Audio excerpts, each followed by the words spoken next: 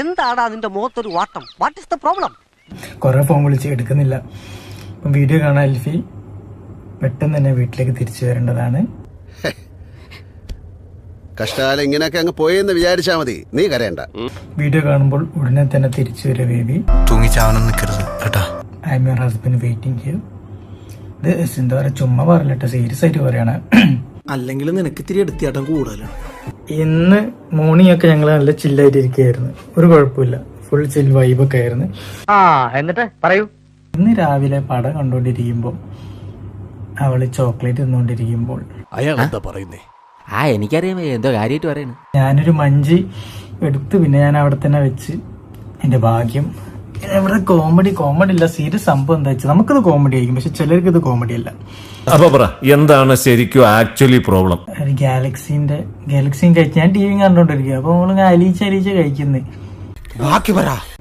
അപ്പൊ ഇതിങ്ങനെ എന്നിട്ട് അവളുടെ ഷർട്ടിന്റെ അവിടെ ഈ ഒരു ഭാഗത്ത് അതിന്റെ ഒരു കഷ്ണം അത് വീണു പോയതാ കവർന്ന്.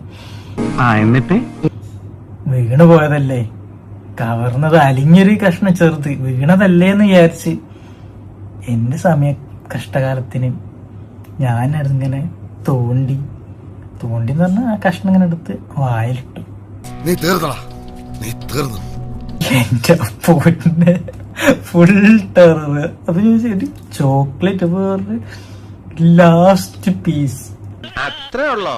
ഇതാണോ വലിയ കാര്യം? നമുക്കത് കോമഡി ആയിരിക്കും, പക്ഷെ ചിലർക്ക് ഇത് കോമഡി അല്ല. ഇവിടെ പറയുന്ന നിനക്കില്ലേലും കേൾക്കുന്ന എനിക്കില്ലടാ ഒരു ചളുപ്പ്. അവള് മാറ്റി വെച്ചത്, അതായത് പാക്കറ്റിൽ നിന്ന് എടുത്തിട്ട് ഇവിടെ മാറ്റി വെച്ചതായിരുന്നു കേസ്. ഇവിടെ അത് ലാസ്റ്റ് കഴിക്കാൻ വേണ്ടിട്ട്. ഓക്കെ, ഭയങ്കരം തന്നെ. അവിടെ മൊത്തം ചറവര. എനിക്ക് ഇന്നത് പോയി ഞാൻ ലാസ്റ്റ് തിന്നാൻ വെച്ചത് പോയി, മൊത്തം ഇത്രേ ഉള്ളൂ. എഴുന്നേറ്റ് പോന്നെ, വേറെ ജോലിയില്ല.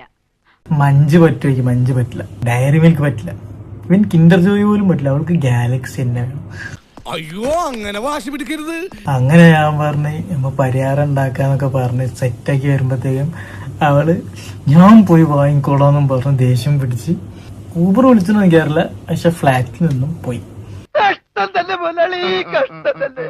എന്തൊരു ദാരിദ്ര്യോടെ. സമയത്ത് വീണ സമയം അൺഎക്സ്പെക്റ്റഡ് ആയിട്ട് ഇത് കണ്ട ആള് ഇതെടുത്ത് കഴിച്ചു. ആ ദേഷ്യത്തില് ആൽഫി വീട്ടിൽ നിന്ന് ഇറങ്ങിപ്പോയി. നല്ല ബെസ്റ്റ് മണ്ടന്മാര്. സിമ്പിൾ ആയിട്ട് പറയുകയാണെങ്കിൽ ഒരു പീസ് ഗാലക്സി കഴിച്ചതിന്റെ പേരിൽ ഭാര്യ ഭർത്താവിനെ വിട്ട് ഇറങ്ങിപ്പോയി. എന്തിന്? ഗാലക്സി വാങ്ങാൻ. ഇത് മേ ബി ഇത്രമാത്രം ഇതിൽ ഇറിറ്റേറ്റഡ് ആവാൻ അല്ലെ ഇതിൽ ഇത്രമാത്രം ട്രിഗേർഡ് ആവാൻ ഇറങ്ങിപ്പോവാൻ മാത്രമുള്ള ഒരു കാര്യം ഇതിലുണ്ടോ?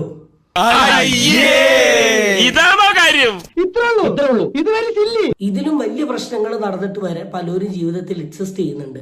താനൊക്കെ എന്ത് തരം മണ്ടന്മാരാണോ? എന്തൊക്കെ കൊച്ചു കാലത്ത് നടക്കണത്? ഇനി ഇവളാരെയും പിടിച്ച് തല്ലോ പഠിച്ചോനെ ഗാലക്സി ഇല്ലാന്നിട്ട് നല്ല കലിപ്പില്ല. എനിക്ക് ഭ്രാന്താന്നല്ലേ? ഭ്രാന്തലട കഴുതേ. സോറി അളിയാ, ഇതാണ് അതീന്ദ്ര ജ്ഞാനം. ഈ വീഡിയോ കാണുമ്പോൾ മിക്കവാറും എന്റെ കാര്യം തീരുമാനമാവും, അത് വേറെ കാര്യം. ഇത്രയും വലിയ ഗതികെട്ടവൻ ഈ ലോകത്ത് വേറെ ആരെങ്കിലും ഉണ്ടാവും എന്റെ കർത്താവേ?